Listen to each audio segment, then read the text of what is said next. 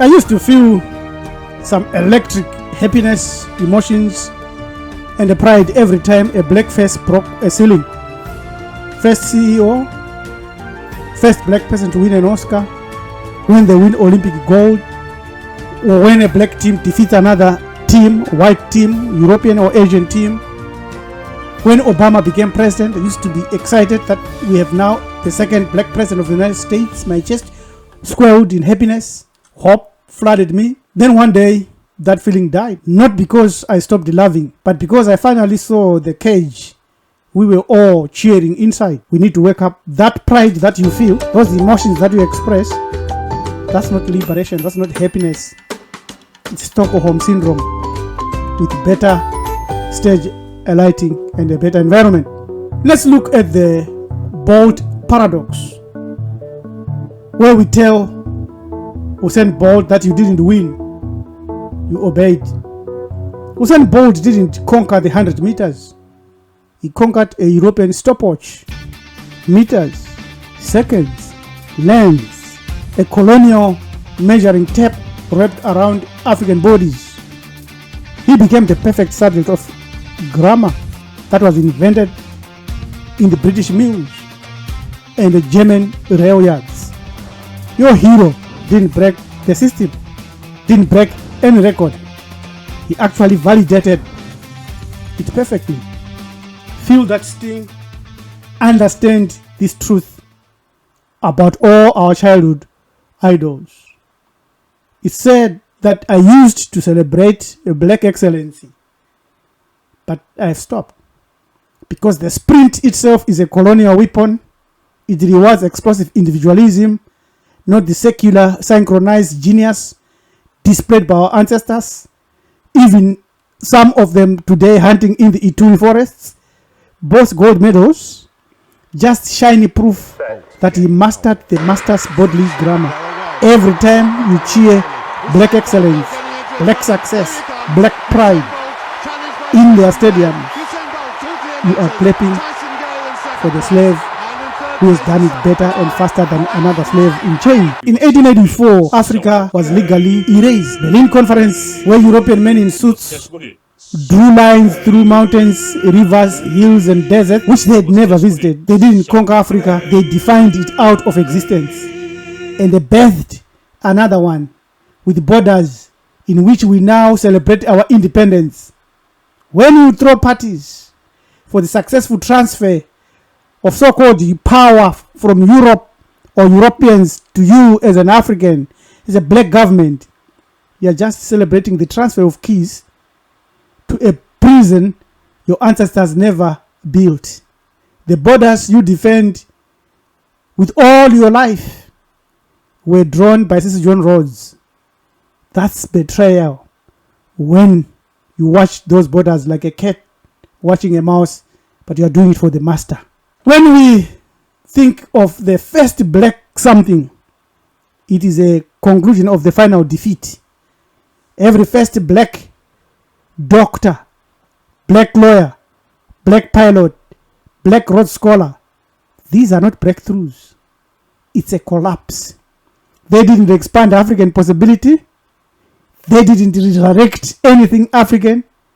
They folded our quantum future into the narrow pre-approved European box. Thurgood Marshall didn't free us, just like Obama didn't work for us. They all proved to the master that they can administer the master system better even than some of the master's children. Your tears of joy and happiness at these moments are tears of surrender. Alain Locke, who was the first black Rhodes scholar, got his ticket from Cecil John Rhodes, who stole African diamonds, spilled a lot of African blood, destroyed African lives.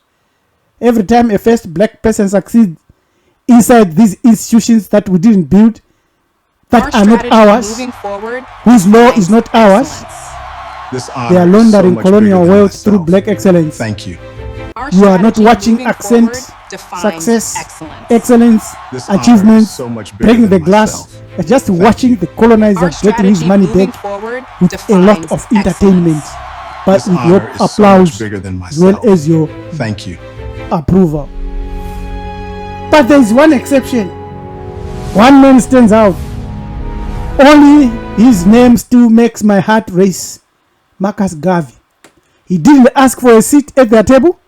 He didn't try to go to school, to university, or get educated. He didn't follow any of their religions, Islam or Judaism or Christianity, although he was a Baptist here and there. But he built his own ships, black starliners, all black crews, autonomous trade. The system didn't ignore him. It destroyed him because Garvey wasn't playing their game. He was burning the board. He was destroying their system. That's why they still fear his name. But this man had no army, no police, no guns, nothing at all. What did Garvey have? What did he carry? You know, Marcus Garvey, on August 13, 1920, through the Universal Negro Improvement Association, introduced the Pan-African flag, a red, black, and green banner. Red representing the blood uniting all melanin-dominant human beings and their ancestry. Black representing us who are living today. And green representing the natural wealth of melanin-dominant human beings' lands, which is the whole earth. But you know something that Marcus Garvey did? Without university education, without funding from anybody, he united 6 million black people between 1916 and 1926. Those 10 years. He built huge black businesses, had a fleet of ships in 1920, employed over 1,000 people in New York City alone, created the red, black, and the green flag we use today. He did much, much more. He had no army, no police, no funding. He did it alone. Why are we not mimicking his blueprint? Why? Why? Here's the reason why. There are 3 questions that will kill anything that you call black achievement other than what Garvey did. Of course, Garvey's mistake was on succession, which is a mistake of a lot of our scholars. But these 3 questions are brutal. They are filters that will make most of all the so-called black excellency fail.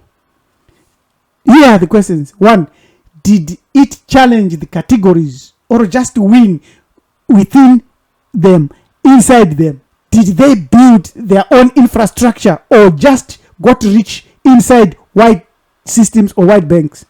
Did they open new futures for us or just prove the old prison walls work? Yes, it's called the Paddock mentality, the Paddock truth. Black excellence is the fastest cow that wins the race. Is the most intelligent cow that gets a PhD. But it's inside the paddock. He's a lawyer administering Roman Dutch laws inside the paddock. He's the president of a country speaking good French, good English, good Spanish inside the cage, inside the paddock. This honor is done so nothing. much bigger than It's a myself. shame. Thank you. The fence was built in 1884. The rules were written in London and Berlin. The fastest cow still eats slave food and dies in the slaughterhouse. It's so captured by the system that it obeyed. Stop celebrating livestock records. The real question is, why are we still in the paddock today? Why are we not using Marcus Garvey's ideas? We are in big trouble.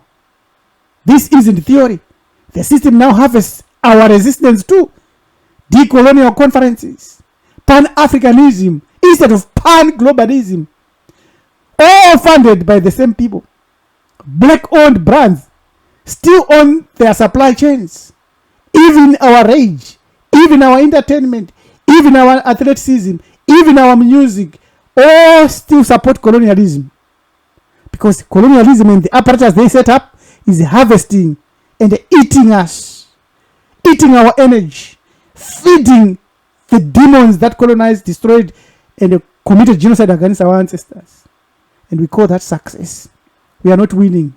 We are being digested elegantly, and we are cheering it on. So every compression that we need a method of encryption. We need a method where we invent something that can be started and be sold to everybody, but can work only for us. The Nation of Islam tried. Garvey's auxiliaries lasted for some time because they were all illegible at a certain level. Today, the machine is faster, smarter, hungrier. The window for real sovereignty is closing. You should feel the pressure on your chest. That's the clock ticking. We know definitely that black inventors, especially in the United States, were systematically denied patents before 1865 because they were not considered citizens or humans and did not have the ability and capacity to legally hold to property. There was what is known as the invention of a slave, 1858. Attorney General Jeremiah S. Black formally ruled that a slave-produced invention could not be patented, regardless of whether the slave or the master applied or whether the slave was free. Slaveholders frequently store credit for inventions, such as the Ned Cotton scraper and Benjamin Montgomery's propeller. Post-Civil War systemic racism continues even up to today in a very, very subtle way, hindering our inventiveness and patent acquisitions today. I stopped celebrating black excellence the day I realized that every cheer was another brick that was put in the wall of our prison. This is not despair. This is the most dangerous hope you can ever have. The paddock is not the world. The forest still exists, but you have to be willing to starve before you can be free. Are you ready to walk away from the race entirely, or you need to keep running for their entertainment until the gate slams shut forever? Are you ready to stop playing? Are you ready to stop celebrating black excellency? Are you ready to leave the paddock? Are you ready to grab this hope to leave the paddock forever and for good? There is time to stop building their prison. When we start to have networks that exchange value better than the concept of banks, when we start to perceive beyond our Christianity, our Judaism, our Islam, and see these religions as they are evil, when we no longer send our children to schools, but activate their lineage transmission circles first, accrediting them not to touch what destroys and what destroyed our ancestors. When we stop building alternatives but build parallel realities like what Marcus Garvey was doing, then literally they cannot read by them. That's our only escape. That's our only escape. There is one risk through which you know on encryption. It can become aesthetic. If encryption becomes about hiding rather than building, it becomes paranoia. If the orthogonal axis becomes so detached from material reality that cannot feed the people, it becomes a fantasy. You need to understand the definition of a human being that we have given for the last 2 years. You need to understand that when you become a member of my family network and start to train, even in ACAM training, you are getting insurance that the encryption that you are getting is saving the material collapse. The goal is not to be hidden forever. It is to be unbreakable until we are undeniable. If this video just made the version of you that used to clap for livestock records, if you finally feel the fence around your chest, then do these 3 things right now, not tomorrow. Type "I see the paddock" in the comments. That typing is the beginning of the encryption. If you don't type, something is stopping you and is making you normalize black success. You are in the paddock. But if you type "I see the paddock," you'll be seeing the paddock. And then subscribe, smash the bell, because the next videos won't be comfort. They are the blueprint for the forest. You don't want to miss them. Share this video with one person who is still celebrating flesh, black success, and trophies. Like its freedom. Drag them into the jolt with you. That single share might be the spark that starts a real lineage. This isn't content, this is the beginning of sovereign calibration. The Paddock is watching, the forest is waiting. You are ready to know what to do. Let's meet on the other side. It's time to recognize that all operating systems will always fail to restore the lineage continuum of melanin-dominant human beings. That does not mean you cannot celebrate black excellence and appreciate it.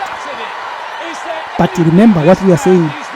You need to work for the restoration of our own system. There are many ways you can do that. Subscribe, share, comment, spread this message.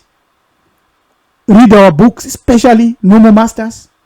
Watch our videos because we are going deeper and deeper, and we are cutting and cutting, and you will eventually become a certified new ontologist.